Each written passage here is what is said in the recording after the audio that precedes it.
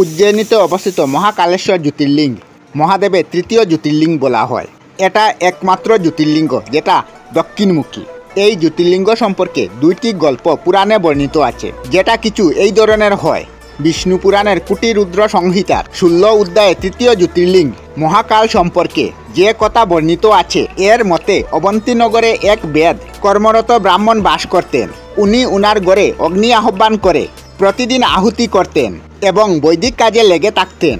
ভগবান শিবের পরম ভক্ত এই ব্রাহ্মণ প্রত্যহ পার্থিব শিবলিঙ্গ নির্মাণ করে শাস্ত্র অনুসারে পূজা করতেন।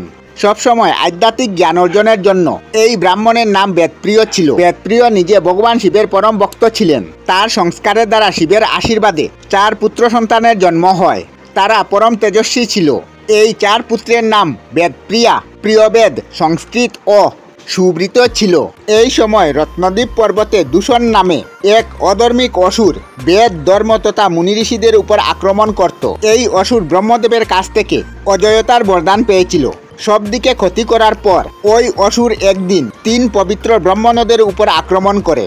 এই অসুরের আজ্ঞায় 4 অসুর 4 দিক থেকে ব্রাহ্মণদের উপর আক্রমণ করে, কিন্তু তারা অত্যাচার সত্ত্বেও ব্রাহ্মণরা ভয় পায় না। তারা শিবের উপাসনা করতে থাকে। অবন্তীনগরে সকল ব্রাহ্মণ যখন অসুরদের ভয়ে ভয়ভীত হয়, তখন এই 4 ব্রাহ্মণ সন্তানরা তাদেরকে আশ্বাস দেয় যে আপনারা ভক্তবাঞ্ছন শিবজির উপাসনা করুন। এরপর এই 4 ব্রাহ্মণ শিবজির উপাসনা করে শিবের ধ্যানে ধ্যানস্থ হন। তখন অসুররা যখন শিবভক্তদের প্রাণ নেওয়ার জন্য অস্ত্র তুলেন, তখন এই শিবলিঙ্গের জায়গায় একটি গভীর গর্ত তৈরি হয় এবং এই গর্ত থেকে ভয়ঙ্কর জটাধারী ভগবান শিব প্রকট হন এবং মহাকালরূপী ভগবান শিব দৈত্যদের বলেন, তোদের মতো দুষ্টদের জন্য আমি মহাকাল রূপে প্রকট হয়েছি।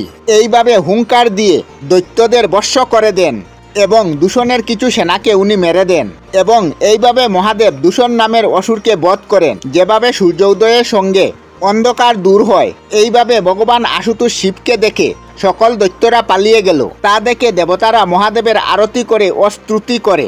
এই শিব ভক্তদের উপর ভগবান শিব প্রসন্ন হয়ে বললেন, তোমরা আশীর্বাদ চাও।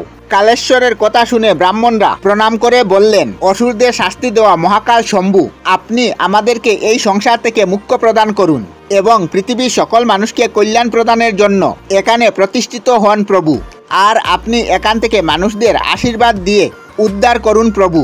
ভগবান শঙ্কর ওই ব্রাহ্মণদের সদ্গতি প্রদান করেন এবং ভক্তদের সুরক্ষার জন্য এই গর্তের মধ্যে প্রতিষ্ঠিত হয়ে যান।